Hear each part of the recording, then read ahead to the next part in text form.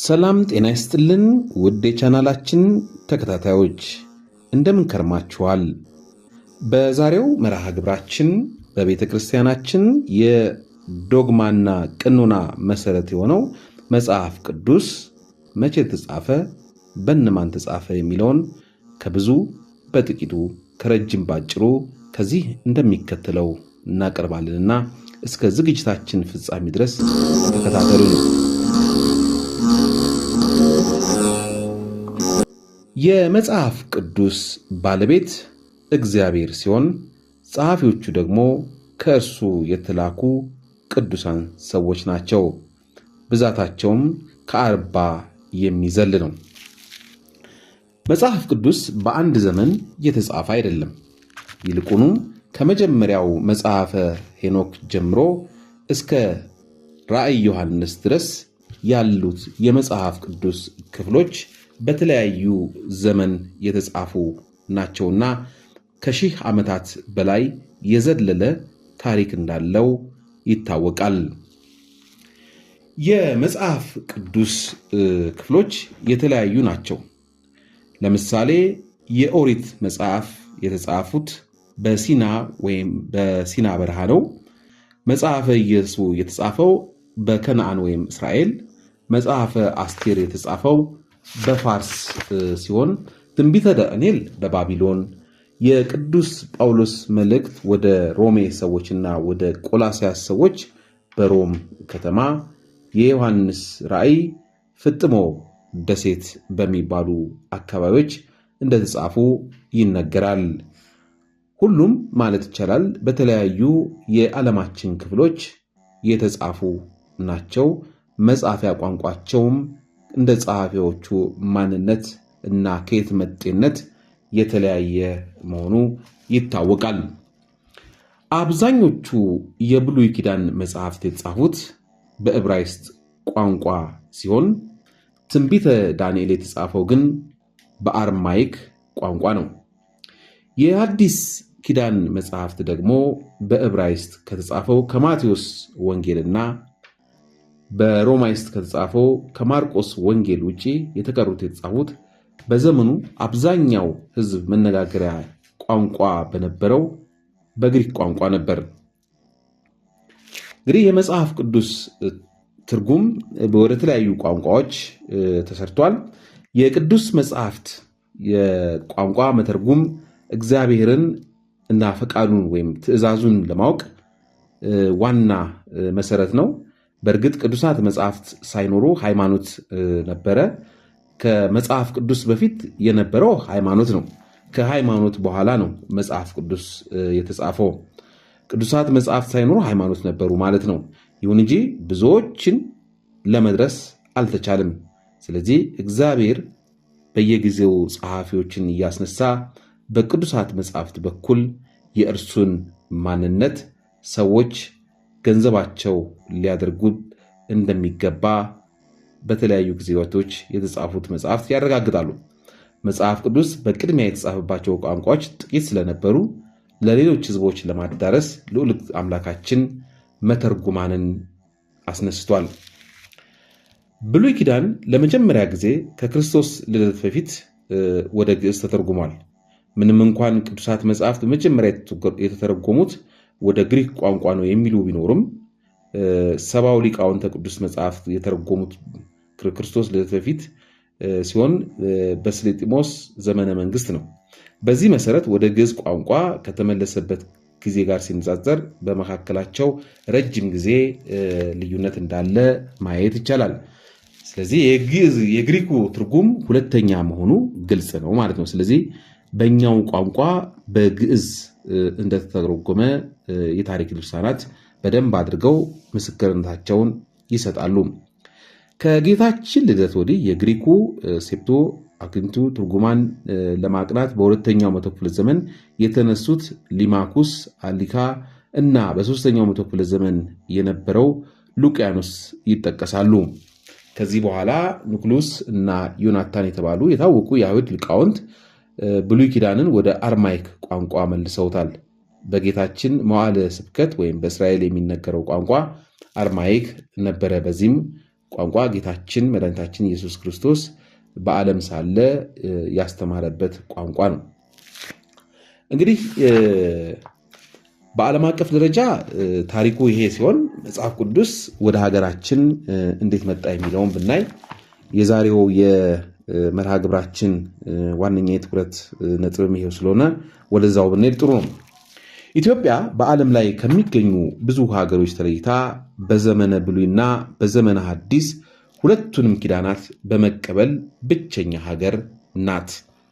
ምንም እንኳን በዘመነ ብሉይ የቃል ኪዳን ሕዝብ ተብለው የሚታወቁት እስራኤላውያን ቢሆንም ኢትዮጵያም በወቅቱ የዚህ ቃል ኪዳን ተካፋይ ለመሆን የበቃች ሀገር ናት። እናንተ እስራኤላውያን ለእኔ እንደ ኢትዮጵያውያን አይደላችሁምን ብሎ እንደተናገረው ማለት ነው። የኢትዮጵያ ሕዝብ ባህል እግዚአብሔር በዘመነ ብሉይ ለእስራኤል ከሰጣቸው ሕግ ጋር መመሳሰሉ ወይም መጽሐፍ ቅዱሳዊ መሆኑና ተፈጻሚነት ማግኘቱ ሌላው አንዱ ቋሚ ምስክር ነው። ለምሳሌ ወንድ ልጅ በተወለደ በ8ኛው ቀን እንዲገረዝ እግዚአብሔር ለአብርሃምና ከአብርሃም በኋላ ለእስራኤል ትእዛዝ ሰጥቶ ነበር።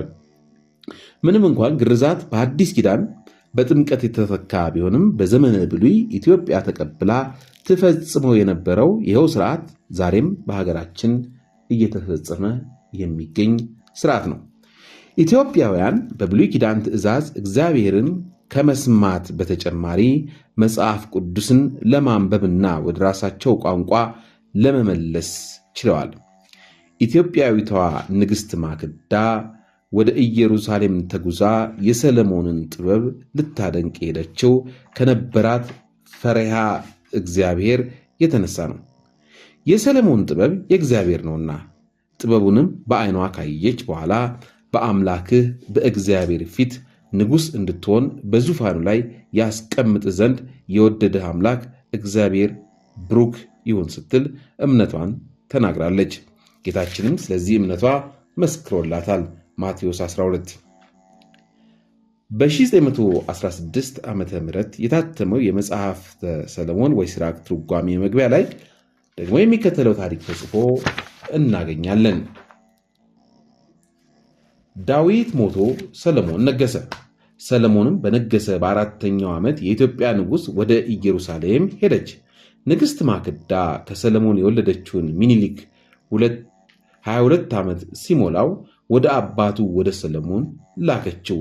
ሰለሞንም ልጁ መሆኑን ለእስራኤል ባስታወቀ ጊዜ ሕዝቡ ለሁለት ንጉሥ መገዛት አንችልምና አንግሰ ወደ እናቱ ሀገር ስደደው አሉት። እርሱም የበኵር ልጅህን ስደድ ካላችሁኝ እናንተም የበኵር ልጆቻችሁን አምጡ አላቸው። አምጥተው ሰጡት። ከዚህ በኋላ ሥርዓተ መንግሥት አድርሶ ሚኒሊክን አንግሶ ከሄኖክ እርሱ እስከ ጻፋቸው ያሉትን መጽሐፍት ሰብስቦ እነዚህን መጽሐፍት ተርጉመው የሚያስተምሩ 318 ሌዋውያንን ጨምሮ ሰጥቶ ሰደደው። እነርሱም ወደ ኢትዮጵያ መጥተው ከዕብራይስጥ ወደ ግዕዝ መጽሐፍቱን መልሰው አስተምረዋል።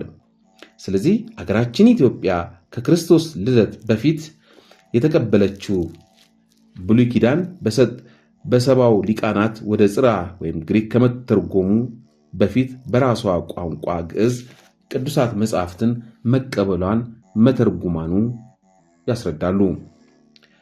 ከዕብራይስጥ ወደ ግዕዝ በተመለሱት መጽሐፍት ላይ አንዳንድ የዕብራይስጥ ቃላት በቁማቸው መግባታቸው በተለይም መጽሐፈ ነገሥት መደጋገማቸው ከዕብራይስጥ ወደ ግዕዝ የተመለሱ ለመሆኑ ማስረጃዎች ናቸው።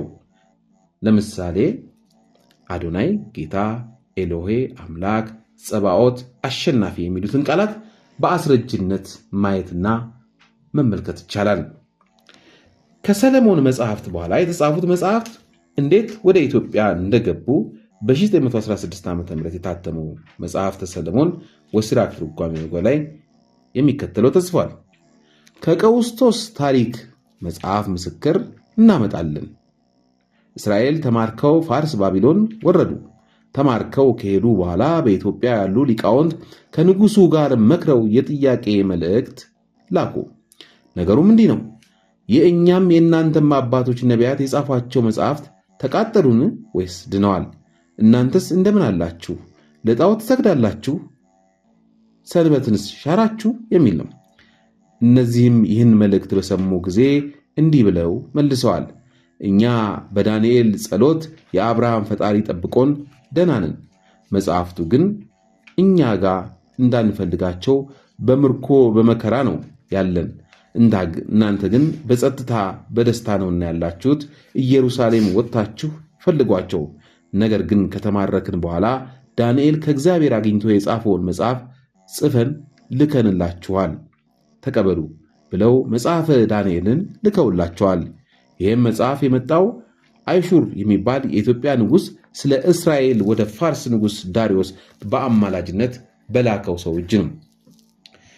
ይህንንም የዳንኤል መጽሐፍ ተቀብለው በሰለሞን ጊዜ ከመጡ መጽሐፍት ጋር ደርበውታል። ከምርኮ መልስ ዘሩባቤል በእስራኤል በነገሰ ጊዜ የኢትዮጵያ ንጉሥ ከእናንተ ያሉትን መጽሐፍት ላኩልን፣ እኛም እዚህ ያሉትን እንልከላችኋለን ብሎ ጠይቆ እነዚያ የቀሩትን የነቢያት መጽሐፍት እነዚህም ከሄኖክ ጀምሮ እስከ ሰለሞን የነበራቸውን መጽሐፍ ሁሉ ልከውላቸዋል። ከዚህ በተጨማሪ ኢትዮጵያዊው ጃንደረባ የነቢዩ ኢሳይያስን መጽሐፍ ይዞ ሲያነብ ከሐዋርያው ፊልጶስ ጋር በጋዛ እንደተገናኙ መጽሐፍ ቅዱስ ያስረዳል። ከዚህም የመጽሐፍ ቅዱስ ክፍል የኢትዮጵያ ክርስትና ከመቀበላቸው በፊት በቋንቋቸው ቅዱሳት መጽሐፍትን ተርጉመው ይማሩባቸው ይጠቀሙባቸው እንደነበር እንረዳለን።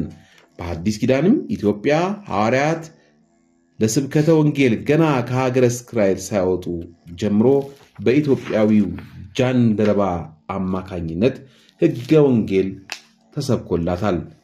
ምንም እንኳን ሕገ ወንጌል ሲሰበክ ቢቆይም የአዲስ ኪዳን መጽሐፍት ወደ ኢትዮጵያ የገቡት በአራተኛው መቶ ክፍለ ዘመን በአባ ሰላማ ከሳቴ ብርሃን አማካኝነት ወደ ግዕዝ ተተርጉሞ ነው። በእርግጥ የብሉይ ኪዳን መጽሐፍትም በዚህ ዘመን ተተርጉመዋል። ምክንያቱም የጥንቱ የግዕዝ ፊደላት ከአባ ሰላማ በፊት እንደ አሁኑ ስላልነበሩ ፊደሉ ሊስተካከል መጽሐፍቱም እንደገና ተተርጉመዋል።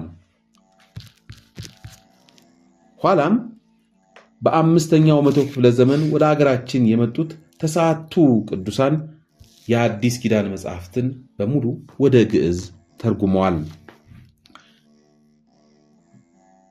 በአገራችን በኢትዮጵያ መጽሐፍ ቅዱስ አባ አብርሃም ወይም አባ ሮሜ በተባሉ መነኩሴ ሙሉ በሙሉ ወደ አማርኛ ቋንቋ ተተርጉሟል። በአባ አብርሃም ከተተረጎመ መጽሐፍ ቅዱስ ውስጥ አራቱ ወንጌላት፣ አዲስ ኪዳን፣ እንደገና ደግሞ ሙሉ መጽሐፍ ቅዱስ ታትሞ ወጥቷል። ከዚህ በኋላም እንደገና ማሻሻያዎች ተደርገውበት እንዲታተም ተደርጓል። እንግዲህ ኢትዮጵያውያን አስቀድሞ በሕገ ልቦና እግዚአብሔርን ያመልኩ የነበሩ በኋላም ሕገ ኦሪትን ተቀብለው እግዚአብሔርን ያመለኩ በኋላም ወንጌልን ተቀብለው በራሳቸው ቋንቋ ተርጉመው ዓለም ሳይረዳው በፊት ጌታን ተረድተው የተቀበሉ አባቶች ያሏት ሀገር ናች። ወስብሐት ለእግዚአብሔር።